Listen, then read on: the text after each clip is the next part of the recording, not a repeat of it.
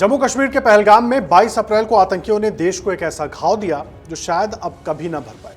लेकिन इस गम के बीच भारत आक्रोशित है, नाराज है और पाकिस्तान के खिलाफ किसी बड़े एक्शन की मांग हो रही है। भारत सरकार भी पहलगाम आतंकी हमले के बाद से लगातार पाकिस्तान के खिलाफ कड़े फैसले ले रही है। पहलगाम हमले के बाद पाकिस्तान से तनाव के बीच खुद पीएम मोदी एक्शन मोड में है और लगातार बैठकें हो रही हैं, जिसको लेकर दिल्ली से लेकर पाकिस्तान तक में हड़कंप मचा हुआ है। पिछले 9 दिनों में भारत ने जमीन, पानी और हवा हर मोर्चे पर पाकिस्तान को पटखनी देने के लिए कई कड़े कदम उठाए हैं। ऐसे में सवाल ये उठ रहा है कि पाकिस्तान की उल्टी गिनती शुरू, लेकिन उसके बाद भी सभी के मन में ये सवाल है कि आखिर भारत आतंकवाद के पनाहगार पाकिस्तान पर कब कड़ी कार्रवाई करेगा।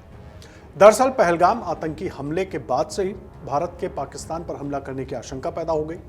कहा जा रहा है कि भारत किसी भी समय पाकिस्तान पर हमला कर सकता है। भारत के कड़े तेवर को देख पाकिस्तान भी बौखलाया हुआ है। पहलगाम हमले के बाद से दोनों देशों के बीच तनातनी जारी है और पाकिस्तान की तरफ से बार बार परमाणु हमले की धमकी दी जा रही है, गीदड़ भभकी दी जा रही है और इसके साथ ही सीमा पर पाकिस्तान लगातार अपने जवानों की तैनाती बढ़ा रहा है। पाकिस्तान के मंत्री भी लगातार गीदड़ भभकी दिखा रहे हैं, लेकिन उसका भारत पर कोई असर नहीं हो रहा। इस बीच केंद्रीय गृह मंत्री अमित शाह ने कहा कि आज वो ये ना समझे कि हमारे नागरिकों की जान लेकर वो लड़ाई जीते हैं। मैं सभी आतंक फैलाने वालों को कहना चाहता हूं कि ये लड़ाई अंत नहीं है, एक मकाम है। एक एक व्यक्ति को चुन चुनकर इसका जवाब दिया जाएगा। और मैं आज पूरे देश की जनता को ये बताना चाहता हूं कि 90 के दशक से कश्मीर में जो आतंकवाद चला रहे हैं, उनके खिलाफ हमारे प्रधानमंत्री नरेंद्र मोदी जी का जीरो टॉलरेंस का नीति है।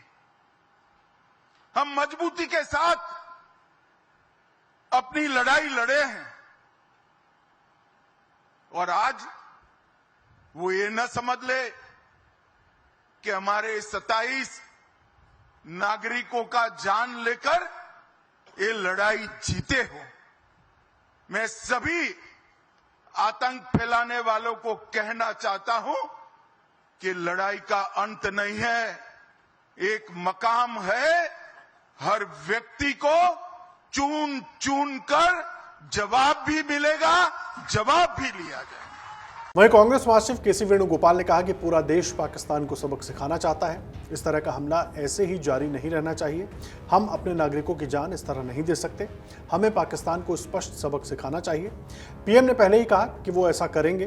पूरा देश इसका इंतजार कर रहा है। बिना देर किए ऐसा करें, हम सरकार के साथ हैं। Sense of the opposition is clearly the sense of the country, sentiments of the nation. What is the sentiments of the nation in this issue? Entire country want to teach a lesson to Pakistan. This type of attack cannot be continued like this. Therefore, there should be an end. We cannot give our valuable life of our tourists or citizens of this country like this further. Therefore, there should be an end to all these things. Therefore, we should teach a clear-cut lesson to Pakistan. Already Prime Minister publicly told that he will do it. Entire country is waiting for it. Without delay, do it. We are with government. This is what we are. Session certainly. Session is also for, not for division in this country. Our stand is very clear. We are with government on this issue. Fight against Pakistan. It is the duty of the government to convene a session to show the solidarity of this country. But they are not done so much. That's why opposition demanded that. वहीं फारूक अब्दुल्ला ने कहा कि आज कश्मीर एक मुश्किल वक्त से गुजर रहा है। आज हमें कुछ नहीं पता कि कल क्या होगा। उन्हें पकड़ा जाना चाहिए जिन्होंने पहलगाम आतंकी हमला किया। आज कुछ पता नहीं है कि कल क्या होगा। दोनों मुल्क आज लड़ाई के मैदान के लिए तैयारी कर रहे हैं। कोशिशें दुनिया में हो रही हैं कि ये न हो और कोई रास्ता निकाला जाए जिससे ये जो हुआ है इसको उन लोगों को पकड़ा जाए जिन्हें किया है और जो इनके चलाने वाले हैं उनको भी गिरफ्त में लिया जाए। अब कितना वो दुनिया कामयाब होगी इसको रोकने में, वो अल्लाह जानता है। आपको बता दें कि पहलगाम में 22 अप्रैल को आतंकियों ने पर्यटकों पर अंधाधुंध गोलियां बरसाकर 26 लोगों की हत्या कर दी थी।